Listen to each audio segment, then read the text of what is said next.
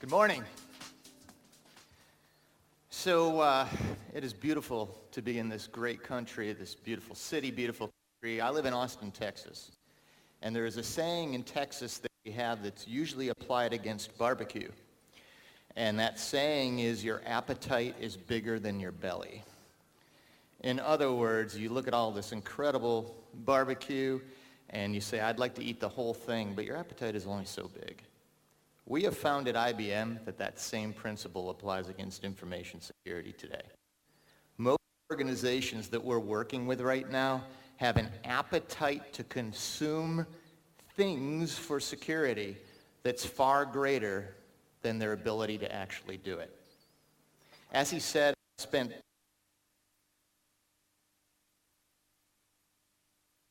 our cybersecurity business from almost nothing in the 1990s, outside of the mainframe where we've always been very strong in security.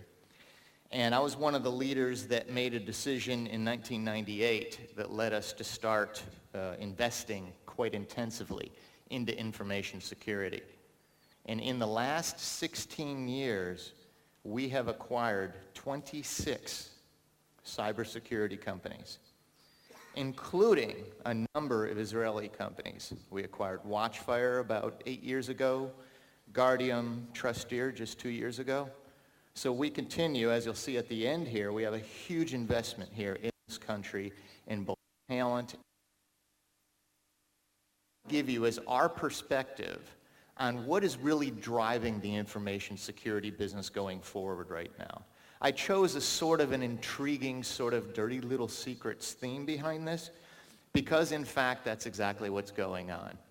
So through these 26 acquisitions, we have gone at IBM from being a no-op in the security industry, really, to being the third largest provider in the world, Symantec, McAfee, and us, and we are by far the fastest growing information security vendor, large one. And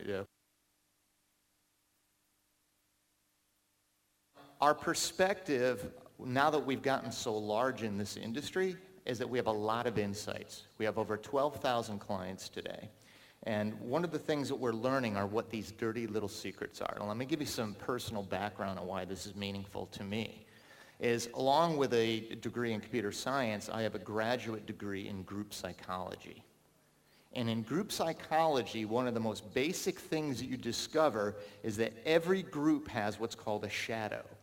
And a shadow in a group is the things that the group doesn't want to deal with, it doesn't want to admit are there. Do you think it's any different in information technology inside of our shops today? I would assert to you the biggest organization has walls that they refuse to look around the corner of.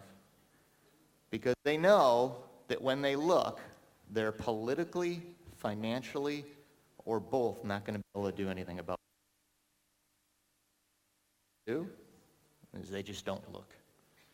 And so it's very interesting. The intersection of group psychology with security, I think, is what's kept me on this stuff for 2 decades because it's fascinating. Now, what I'm going to take you through here are what are the 4 conversations that we see driving information security going forward, and what are the dirty little secrets? Because, by the way, there's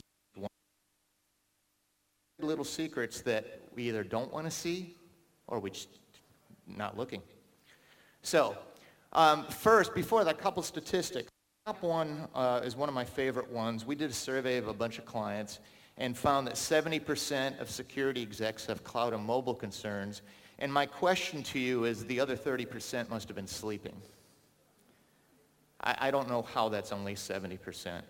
One of my favorite client meetings, by the way, I just hit 8.5 million air miles with American Airlines. All right? And I didn't fly American until I moved to Texas 18 years ago. So I am around the world every day meeting with clients on this topic. And one of my favorite meetings of the last year was a very large financial services company that came to us at IBM and said, hey, we're behind on cloud. Our business is holding up major cloud initiatives because they're worried about security and they want to make sure we do it right. So you guys at IBM, we heard you have a lot of cloud security stuff, which of course we do. We have over 1,000 clients doing secure cloud stuff with us today.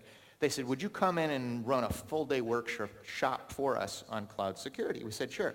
At the beginning of the day, the CISO and I get in front of the room. It's a room like this, a little bit smaller, about 30 people.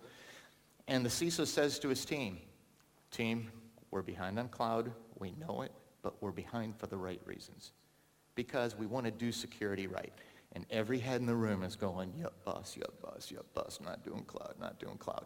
We spent 7 hours with them going through very detailed cloud security use cases. At the end of the day, everybody goes, oh, that was wonderful. CISO walks out of the room. And not 20 seconds later, the lead security architect calls me over. He was sitting basically right where you are. And he says, Bob, let me tell you what's really going on. This is after 7 hours, right? You're kind of tired and all that. And I said, okay, what's going on? He says, I didn't want to say anything, right? Because my boss thinks that nothing's going on with the cloud. He says, we just did a little bit of analysis. He says, I'm not kidding. About 50% of our employees are using Dropbox to share confidential files right now, right? He says, we're doing cloud, right? It's just that the team doesn't choose to acknowledge that we're doing cloud because they're not looking, right? It's one of those examples. It's like, are we doing it or are we not? So that one is great because if you don't have cloud and mobile concerns today, you're probably not breathing. This 85-45 is fun. Look, anyone who's been doing cyber for more than 10 years, right? Cyber was always buy the best of breed product in each little niche. And now we're in this state that everybody's got dozens, if not more, of products from lots and lots of vendors, right? This one is a retailer. 85 products from 45 vendors. I'm personally working with an insurance company. They're paying maintenance right now on 288 security tools from 65 vendors. Right? It's insane. So we've gone, now part of the issue is that I and a few of my peers out there, we're all buying up a lot of the security companies, right? A lot of the best of breed companies. But getting from that, how do you manage that? You don't. And then finally, it's the skills problem. You've already heard all about that. All right, so let's talk about what these 4 conversations are that we believe are driving the information security business forward right now. First of all is optimizing the program, and I know that sounds like a nice generic thing. What do I mean by that? Optimizing a security program is driving a security program that is truly based on risk instead of compliance. Now, some of you, that might be cliche-ish to hear that. I would assert to you, one of the dirty little secrets in our industry is that most cyber shops today are a compliance-based program. I'll give you a litmus test. SIEM, Security Information Event Management, SIEM. Every client I walk into, do you have a SIEM? Almost everyone. Yeah, sometimes, we got a couple of them. We're trying to rationalize them. Been investing for years in it.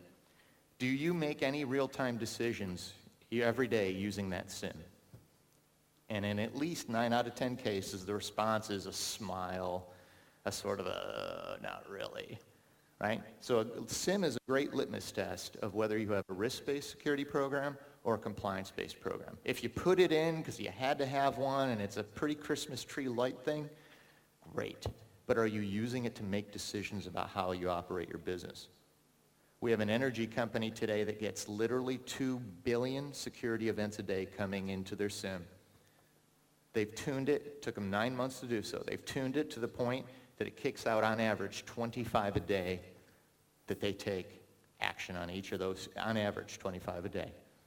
2 billion to 25 is actionable intelligence. 2 billion to a Christmas tree that you don't do anything with is literally a compliance check. So the first thing driving it is going from compliance-based to risk-based, because everything you've heard from the other speakers this morning is if you're just doing compliance-based, you can throw stuff in, but it's not providing any utility other than getting you through the next audit, and that is not cybersecurity. That's managing for job security. Second one, stopping advanced threats. Welcome to the current holder of the Magic Bullet Club. One of the things I love about information security is that there is a subset of decision makers in information security that take a magic bullet approach to security, in part because they struggle to get the business to invest in cyber. And so what they do is say, oh, all we need is this tool and our problems are finished. If you just give me budget for this tool, I promise you that's going to be great. 17 years ago, the magic bullet in cyber was PKI. Remember, buy digital certs and all your problems go away? That was 1998, 1999. 3 years ago was DLP. Put in DLP and my gosh, all your data security problems go away. Right now, what is it? Any guesses? Sandboxing, right? Oh, you got malware problems? Put in the sandbox. You're all taken care of, as you kind of heard, right? That's silly. It's important, it's very useful, but it is an incomplete solution, and everyone paying attention knows that. So what we've realized with stopping advanced threats is you can't do it by finding a magic bullet. It is all about intelligence and analytics. It is about taking data, actionable data, from every layer of the stack. If you're a COBIT fan, infrastructure, application, data, right, and people, and the users. And taking information from all of those places and making functional analytics and actionable decisions based on that. So stopping advanced threats is actually based on high-quality intelligence and analytics, not finding whatever mousetrap happens to be a better one right now or most trendy. The third one, protecting critical assets. This is probably my favorite one. In 21 years of doing this, I've had one client claim that they know where all of their sensitive business data is, if you include unstructured forms, like spreadsheets and word processing documents. I've had no one else claim. Think about it. We all as cyber professionals are supposed to help our businesses, help our agencies, whatever you're part of. We all are supposed to have established controls over access to our sensitive business data. That's one of the most basic tenets of what cyber is responsible for. But how can you philosophically assert that you've got proper controls over securing access to your sensitive business data if you don't know where all of it is? And yet, no one knows where all of it is. I've had one client in 21 years assert to me, it was an electronics manufacturing company in the United States. And as the CISO told me about it, I was blown away. It was 3 years ago. And I said, I'm telling you, man, I've never seen this before. I'm so impressed. It sounds good. Would you explain in detail how you did this? Because I'm going to write a paper with you, and we're going to make billions, right, off of this, just billions in at least goodwill. And as he described to me how he did it, he took all their sensitive data, and he declassified 98% of it. So it was just this one little set of data he said was sensitive business data, and you and I could have protected that too, right? Oh, finance data, that's not sensitive business data, right? So, by the way, that's a problem we have as a profession. We don't know where all the sensitive business data is. And you and I both know that's still a moving target, especially on the unstructured data side. But protecting the critical assets, especially the data, is clearly going to be driving our industry for a while to come. A subset or an extension of this thought around protecting critical assets is around a secure app dev process, because a lot of the access to that data is through applications. So do you have a secure app dev process in your business? There's another litmus test. Just like SIM is the litmus test for do you have a risk-based or compliance-based security program, the litmus test for secure app dev is static source code analysis. Do you have a project in place or at least in the works for static source code analysis? That's a good sign that the wall that usually exists between cyber and the app dev teams, right? Never the twain shall meet. You can tell if you've broken down that wall appropriately if there's some static analysis stuff going on. If there's not, or you sort of talk about it, or you're even afraid to talk about it, it means you got a long way to go with this, right? So that's the third one that's driving this industry. And the fourth one, obviously safeguarding cloud and mobile. I already gave you, we talk about public-private hybrid cloud. We'd assert there's a fourth type of cloud that I mentioned earlier, and it's the covert cloud. It's the cloud you're doing that you don't even either know about, or that you should. There's a difference.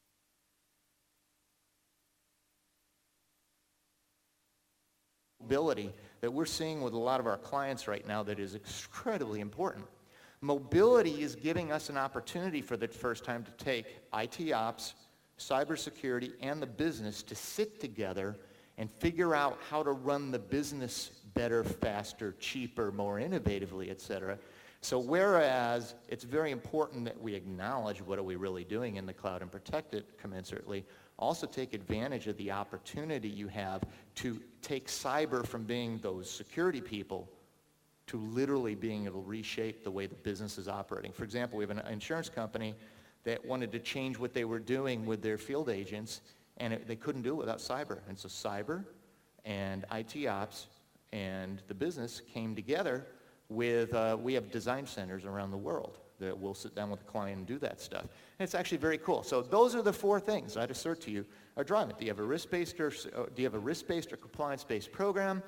Do you have proper intelligence and analytics across the board in place versus magic bullet? Are you protecting the critical data so you know where it is and actually taking actions to protect it and have a secure app dev process? And then finally, of course, safeguard cloud and mobile. Look, we've got over 1,000 clients doing secure cloud right now. And I can tell you the first 5 things everybody does for cloud, and this is 99% of the organizations, right? It's federation, fine-grained entitlements, multi-factor authentication, risk-based authentication, and a one-time password. Those are the 5 things. You may do them in different orders. Federation is always first. But those end up being the 5 things you do. And so we have a lot of insight here. So the final thing I'm going to show you is that I've already said, look, we've gone from being kind of a, what, IBM's really cyber and stuff. We've gotten to the point now that we're no longer a secret. We're literally the fastest growing and largest out there. We've got centers all over the world. Those are research centers, SOC centers, and in particular, we have a huge investment, and we'll continue to have a huge investment here in Israel, because y'all clearly are one of the centers, if not the center, of cybersecurity talent in the world. And we take that very seriously for our business. So not only have we acquired Watchfire, Guardium, Worklight, Trusteer, and these other companies, but we also recently opened a cyber center of excellence nearby that is also working on some great kind of new research stuff. I'll just give you one taste and then close. One of the research projects that our researchers have figured out how to do that you'll see from us fairly soon is we figured out how to map how you move your mouse on your screen. So like if you give your machine to someone, or if someone takes your machine and starts messing with it, we can tell it's not you, right? And the next step is how you move your finger on these, right? So we have research all over the place, and a lot of it is being done right here in Israel. So bottom line is we think we know what's driving this industry. We've acquired 26 companies. We continue to grow. We're actually, we're literally outgrowing the market rate around 3x right now. And we think now with over 12,000 clients that we're doing cyber with, we have a lot of confidence that in working with a lot of you all over the board is that we think we can advance the state of the art of what's going in cyber. And I thank you very much for the opportunity to speak with you.